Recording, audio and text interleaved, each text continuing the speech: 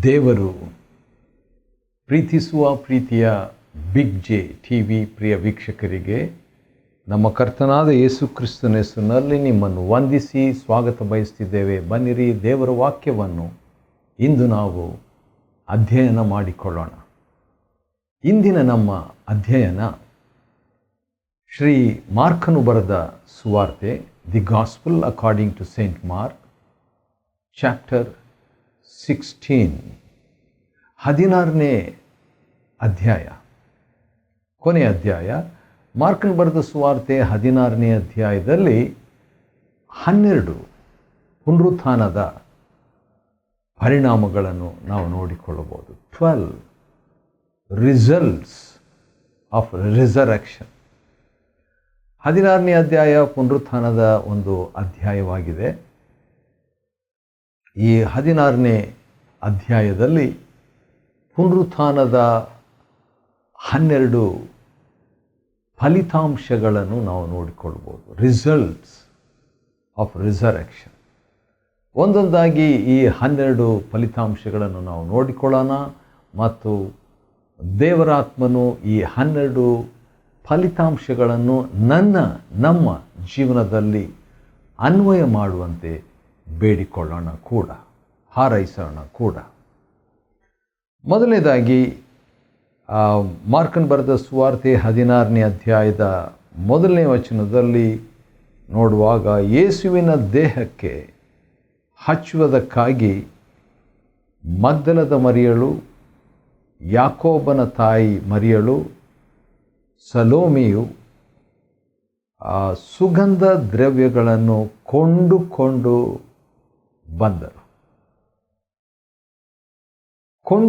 ಬಂದರು ಎಂಬುದಾಗಿ ಹೇಳಿದಾಗ ಭಾಳ ಕಾಲದಿಂದ ಅವರು ತೆಗೆದಿಟ್ಟಿದ್ರಂತ ಅರ್ಥ ಅಲ್ಲ.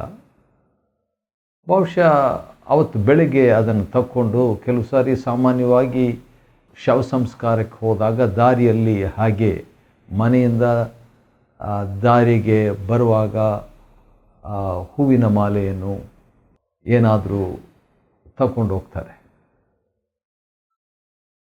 ಆ ರೀತಿಯಾಗಿ ಬಹುಶಃ ಇವರು ಬಂದಿರಬಹುದು.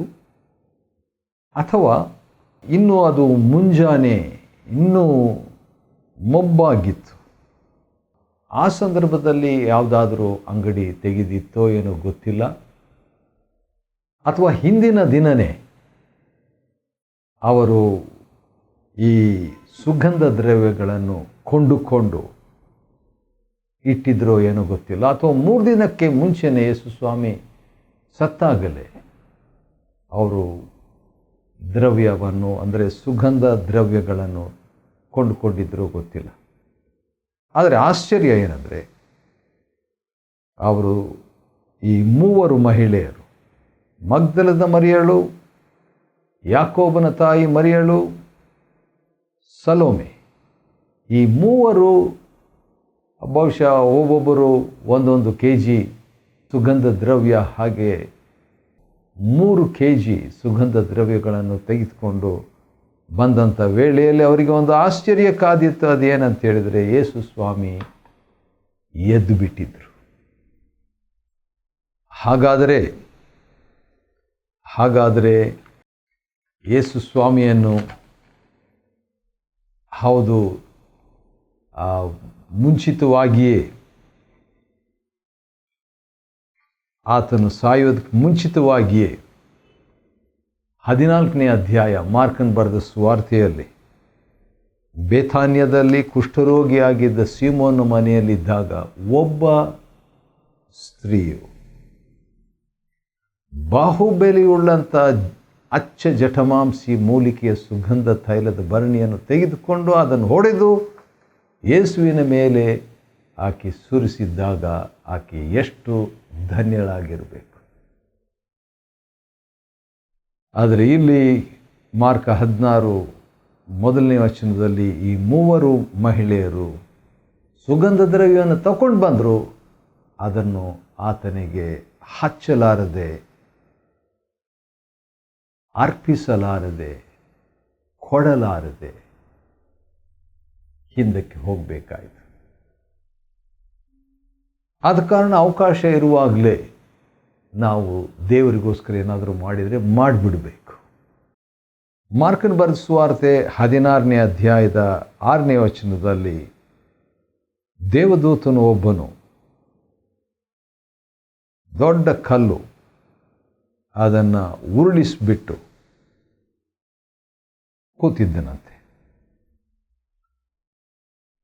ಕೂತಿದ್ದಂಥ ಆ ದೇವದೂತನು ಮಾರ್ಕ 16 ಮತ್ತು 6ನೇ ವಚನದಲ್ಲಿ, ನೀವು ಯೇಸುವನ್ನು ಹುಡುಕುತ್ತಿದ್ದೀರಿ, ಆತನು ಎದ್ದಿದ್ದಾನೆ, ಇಲ್ಲಿ ಇಲ್ಲ.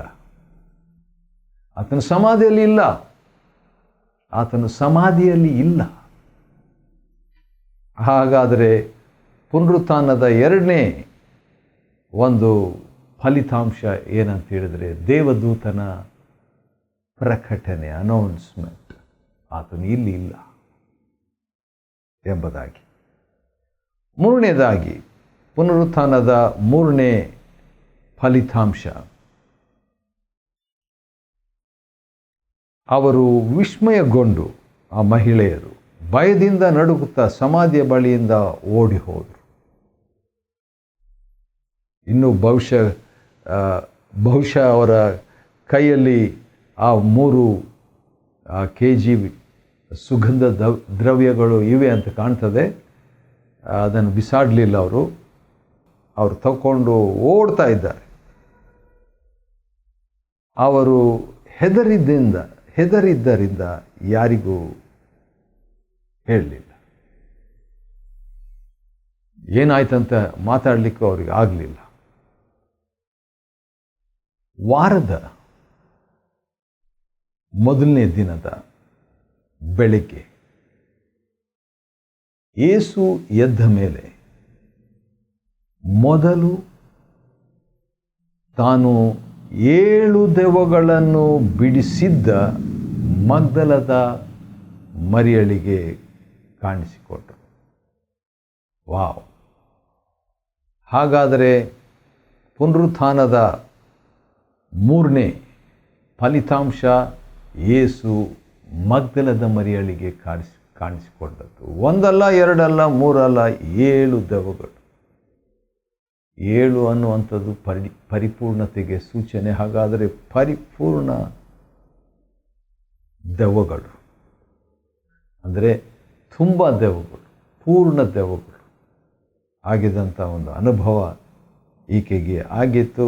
ಆ ವ್ಯಕ್ತಿಗೆ 7 ದೆವ್ವ ಯೇಸು ಸ್ವಾಮಿಯಿಂದ ಬಿಡುಗಡೆಯಾಗಿ ಹೊಂದಿದ್ಲು. ಅಂಥ ವ್ಯಕ್ತಿಗೆ, 7 ದೆವ್ವ ಇದ್ದಂಥ ವ್ಯಕ್ತಿಗೆ ಮೊಟ್ಟ ಮೊದಲನೇದಾಗಿ ಯೇಸು ಸ್ವಾಮಿ ಕಾಣಿಸಿಕೊಳ್ಳುವಂಥದ್ದು ಆಶ್ಚರ್ಯ. ಅದಾದ ನಂತರ ಆತನ ಸಂಗಡ ಇದ್ದಂಥವರು ಅಂದರೆ ಶಿಷ್ಯರು ಇನ್ನೂ ಅಳುತ್ತಿದ್ದರು ಅಂತೆ. 3 ದಿವಸ ಆಯಿತು, ಇನ್ನೂ ಅಳುತ್ತಿದ್ದರು. ಅಳ್ತಾ ಇದ್ದಂಥ ವೇಳೆಯಲ್ಲಿ ಆಕೆ ಹೋಗಿ, ಅಂದರೆ ಫಸ್ಟ್ ಯೇಸು ಸ್ವಾಮಿ ನೋಡಿದಂಥ ಸಾಕ್ಷಿ, ವಿಟ್ನೆಸ್ ಮಗ್ದಲದ ಮರಿಯಳು, ಆಕೆ ಹೋಗಿ ಆ ಶಿಷ್ಯರಿಗೆ ಯೇಸುವಿನ ಬಗ್ಗೆ ಹೇಳಿದರು. ಯೇಸು ಸ್ವಾಮಿ ಕಾಣಿಸ್ಕೊಂಡ್ರು ನನಗೆ ಮೊಟ್ಟ ಮೊದಲನೇದಾಗಿ. ಆದರೆ ಯೇಸು ಜೀವಂತನಾಗಿದ್ದಾನೆ ಎಂಬುದಾಗಿ, ಆಕೆಗೆ ಕಾಣಿಸಿಕೊಂಡಿದ್ದಾನೆ ಎಂಬ ವಾರ್ತೆಯನ್ನು ಆಕೆ ಹೇಳಿದ್ಲು ಅವರಿಗೆ. ಹಿ ಈಸ್ ಅಲೈವ್, ಜೀವಂತನಾಗಿದ್ದಾನೆ ಎಂಬುದಾಗಿ ಆಕೆ ಸಾಕ್ಷಿ ನುಡಿಯುವಂತೆ ಆಯಿತು. ಇದು ಪುನರುತ್ಥಾನದ 4ನೇ ಫಲಿತಾಂಶ. ಮಗ್ದಲದ ಮರಿಯಳು ಸಾಕ್ಷಿ ಹೇಳಿದ್ಲು. ಏನಂತ ಸಾಕ್ಷಿ ಹೇಳಿದ್ಲು? ಯೇಸು ಜೀವಂತನಾಗಿದ್ದಾನೆ, ನನಗೆ ಕಾಣಿಸಿಕೊಂಡಿದ್ದಾನೆ. ದೊಡ್ಡ ಸಾಕ್ಷಿ. ಅದು ಯಾರಿಗೆ ಮಗ್ದಲದ ಮರಿಯಳು ಈ ಸಾಕ್ಷಿಯನ್ನು ಹೇಳಿದ್ರೆ? ಶಿಷ್ಯರಿಗೆ, ಗಂಡಸರಿಗೆ. ದೇವರು ಮೊಟ್ಟ ಮೊದಲನೇದಾಗಿ ಪುನರುತ್ಥಾನದ ಉದ್ಘಾಟನೆಯನ್ನು, ಪುನರುತ್ಥಾನದ ದರ್ಶನವನ್ನು ಪುನರುತ್ಥಾನದ ಶಕ್ತಿಯನ್ನು ದೆವ್ವ 7 ದೆವ್ವಗಳು ಒಂದು ಕಾಲದಲ್ಲಿ ಇದ್ದಂಥ, ಅದರಿಂದ ಬಿಡುಗಡೆಯಾಗಿದ್ದಂಥ ಮಗ್ದಲದ ಮರಿಯಳಿಗೆ ಹೇಳುವಂಥದ್ದು ಆಶ್ಚರ್ಯ. ಆದರೆ 11ನೇ ವಚನ, ಮಾರ್ಕನ ಬರೆದ ಸುವಾರ್ತೆ 16ನೇ ಅಧ್ಯಾಯದ 11ನೇ ವಚನದ ಕೊನೆ ಭಾಗದಲ್ಲಿ ಶಿಷ್ಯರು ನಂಬಲಿಲ್ಲ. ಏನು? ಶಿಷ್ಯರು ನಂಬಲಿಲ್ಲ. ಯೇಸು ಸ್ವಾಮಿ ಎದ್ದಿದ್ದಾನಂದ್ರೂ ನಂಬಲಿಲ್ಲ, ವಾಕ್ಯನೂ ನಂಬಲಿಲ್ಲ, ಸಾಕ್ಷಿನೂ ನಂಬಲಿಲ್ಲ, ನನಗೆ ಕಾಣಿಸ್ಕೊಂಡಿದ್ದಾನಂತ ಹೇಳಿದ್ರೂ ನಂಬಲಿಲ್ಲ.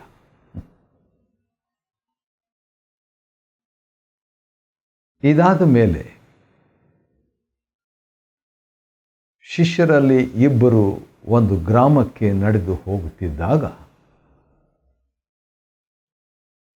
ಯೇಸು ಸ್ವಾಮಿ 2ನೇ ಸಾರಿ ಕಾಣಿಸ್ಕೊಳ್ತಾನೆ. ಫಸ್ಟು ಮಗ್ದಲದ ಮರಿಯಳಿಗೆ, 2ನೇದು ಎಮ್ಮಾಹು ಹಳ್ಳಿಗೆ ಹೋಗುತ್ತಿದ್ದ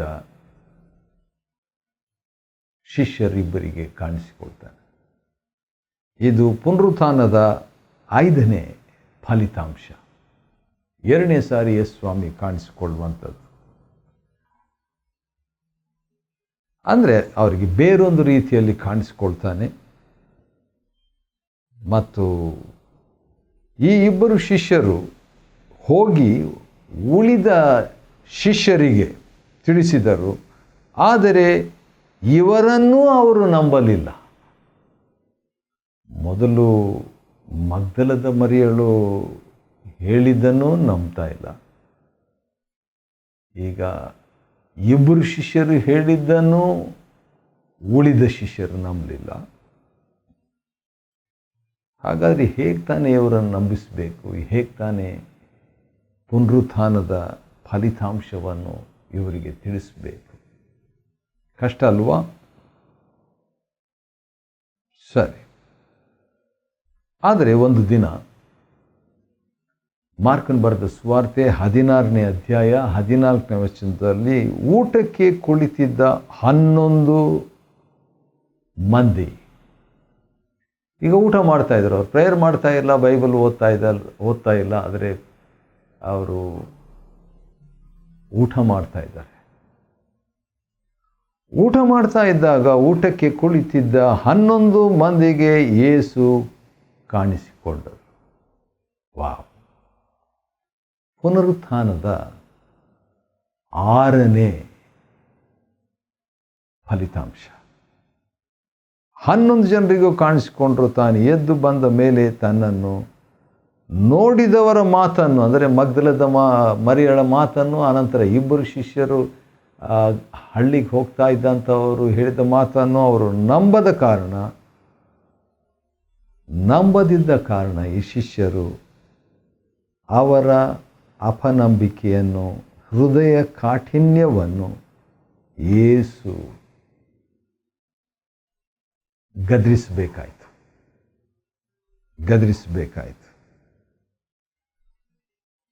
ಹಾಗಾದರೆ ಪುನರುತ್ಥಾನದ ಫಲಿತಾಂಶಗಳು ಏನಂತ ನಾವು ನೋಡ್ಕೊಳ್ತಾ ಇದ್ದೀವಿ ಒಂದೊಂದಾಗಿ. ಈಗಾಗಲೇ 6 ಆಗೋಯ್ತು, 7ನೇದಕ್ಕೆ ಬಂದಿದ್ದೇವೆ. ಅದೇನಂತ ಹೇಳಿದರೆ ಯೇಸು ಸ್ವಾಮಿ ಗದರಿಸಿದ್ರಂತ. ಪುನರುತ್ಥಾನದ 7 ಫಲಿತಾಂಶಗಳು ಈಗ ನಾವು ನೋಡಿದ್ವಿ. 8ನೇದು ನೋಡೋಣ ಬನ್ರಿ. ಯೇಸು ಅವರಿಗೆ, ಯಾರಿಗೆ? ಮಗ್ದಲದ ಮರಿಯಳು ಹೇಳಿದ್ರೂ ನಂಬದವರಿಗೆ. ಇಬ್ಬರು ಶಿಷ್ಯರು ದಾರಿಯಲ್ಲಿ ಹೋಗ್ತಾ ಇದ್ದಾಗ ಹಳ್ಳಿಯ ಕಡೆ ಅವರು ಹೇಳಿದ ಮಾತನ್ನು ನಂಬದಿದ್ದವರು. ಈಗ ಊಟ ಮಾಡ್ತಾ ಇದ್ದಂಥ ವೇಳೆಯಲ್ಲಿ ಕೂಡ ಯೇಸು ಸ್ವಾಮಿ ಕಾಣಿಸಿಕೊಂಡ್ರೆ ಅವರಿಗೆ ಹೃದಯ ಕಾಠಿಣ್ಯತೆ, ಅಪನಂಬಿಕೆ. ಅಂಥವರಿಗೆ ಯೇಸು ಸ್ವಾಮಿ ಏನಂತ ಹೇಳಿದರು? ನೀವು ಜಗತ್ತಿನ ಎಲ್ಲ ಕಡೆಗಳಿಗೆ ಹೋಗಿ ಸರ್ವ ಸೃಷ್ಟಿಗೂ ಸುವಾರ್ತೆಯನ್ನು ಸಾರಿರಿ. ವಾವ್! ಮಹಿಳೆ ಹೇಳಿದ್ದನ್ನು ನಂಬಲಿಲ್ಲ, ಇನ್ನು ಇಬ್ಬರು ಸಾಕ್ಷಿಗಳು ಹೇಳಿದ್ದನ್ನು ನಂಬಲಿಲ್ಲ. ಅಂಥವರಿಗೆ ಸುವಾರ್ತೆ ಸಾರಬೇಕು. ಅಂಥವ್ರನ್ನ ಯಾಕೆ ಯೇಸು ಸ್ವಾಮಿ ಸುವಾರ್ತೆ ಸಾರಲಿಕ್ಕೆ ಕಳಿಸಿದ್ನು? ಅವ್ರ ನಂಬಿಕೆನೇ ಇರಲಿಲ್ಲಲ್ಲ ಕೆಲವು ನಿಮಿಷಗಳ ಹಿಂದೆ, ಒಂದು ತಾಸು ಹಿಂದೆ ಎಂಬುದಾಗಿ ನಾವು ಅಂದುಕೊಳ್ಳಬಹುದು. ಆದರೆ ಯೇಸು ಸ್ವಾಮಿ ಭಾಳ ದೊಡ್ಡ ಮನಸ್ಸು ಇರುವ ಆತನು. ತಾನು ಸೇವೆ ಮಾಡುವಾಗ ಪರಿಪೂರ್ಣ ವ್ಯಕ್ತಿ ಆಗಿರಬೇಕಂತಲ್ಲ, ಲಭ್ಯನಾದ ವ್ಯಕ್ತಿ ಆಗಿರಬೇಕಷ್ಟೆ. Not the ability of the worker so much, but the availability of the worker that God expects to work. ಇದು 8ನೇ ಫಲಿತಾಂಶ, ಪುನರುತ್ಥಾನದ 8ನೇ ಫಲಿತಾಂಶ. ಅದೇನಂತ ಹೇಳಿದರೆ ಸುವಾರ್ತೆ ಸಾರಲಿಕ್ಕೆ ಕಳಿಸಿದನು, ಮಹಾ ಆದೇಶ ನೀಡಿದನು.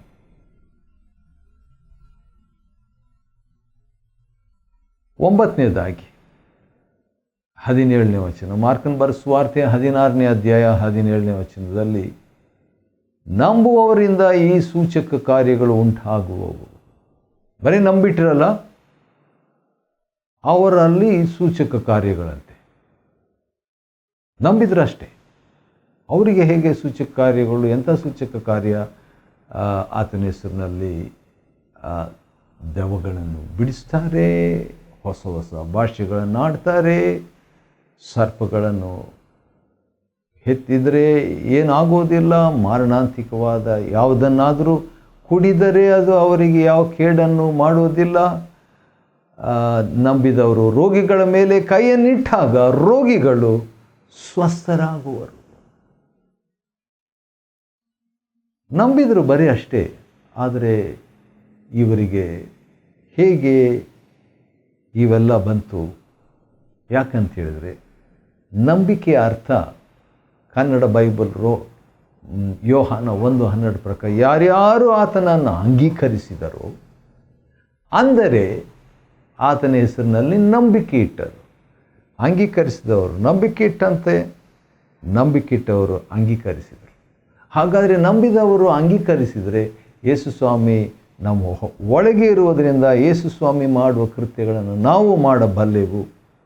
ಆದರೆ ಆತನ ಹೆಸರಿನಲ್ಲಿ ಅವುಗಳನ್ನು ಮಾಡ್ತಕ್ಕದ್ದು, ದೆವ್ವಗಳನ್ನು ಬಿಡಿಸುವುದು, ಹೊಸ ಭಾಷೆಗಳನ್ನು ಆಡುವುದು, ಸರ್ಪಗಳನ್ನು ಎತ್ತುವುದು, ಮಾರಣಾಂತಿಕವಾದ ಯಾವುದನ್ನಾದರೂ ಕುಡಿದರೆ ಯಾವ ಕೇಡು ಸಂಭವಿಸದೆ ಇರುವಂಥ ಅನುಭವ ಹೊಂದಿ ರೋಗಿಗಳ ಮೇಲೆ ಕೈಯನ್ನಿಟ್ಟು ಪ್ರಾರ್ಥಿಸಿ ಅಂತಿಲ್ಲ, ರೋಗಿಗಳ ಮೇಲೆ ಕೈಯನ್ನಿಟ್ಟಾಗ ರೋಗಿಗಳು ಸ್ವಸ್ಥರಾಗುವರು ಎಂಬಂಥ ಆ ವಿಷಯ ಹೇಗೆ ಬಂತು ಎಂಬುದಾಗಿ ನೋಡುವಾಗ, ಪುನರುತ್ಥಾನನಾದ ಯೇಸು ಆ ನಂಬಿಕೆಯ ಮೂಲಕ ಅವರಲ್ಲಿ ಇರುವುದರಿಂದ ಅವರಿಗೆ ಈ ಸೂಚಕ ಕಾರ್ಯಗಳು ಸ್ವಯಂ ನಿಯಂತ್ರಿತವಾಗಿ ಲಭ್ಯವಾಗಿರ್ತದೆ. It's transferred.